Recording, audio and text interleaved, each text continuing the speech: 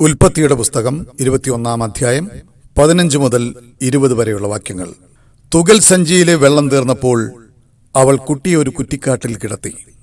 കുഞ്ഞു മരിക്കുന്നത് എനിക്ക് കാണാൻ വയ്യ എന്ന് പറഞ്ഞ് അവൾ കുറെ അകലെ ഒരു അമ്പെയ്ത്ത് ദൂരെ ചെന്ന് എതിർവശത്തേക്ക് തിരിഞ്ഞിരുന്നു. കുട്ടി ഉച്ചത്തിൽ കരയാൻ തുടങ്ങി. കുട്ടിയുടെ കരച്ചിൽ ദൈവം കേട്ടു.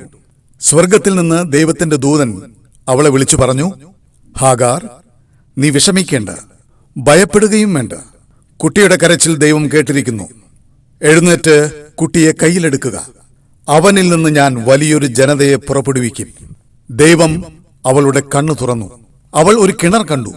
അവൾ ചെന്ന് തുകൽ സഞ്ചി നിറച്ച് കുട്ടിക്ക് കുടിക്കാൻ കൊടുത്തു.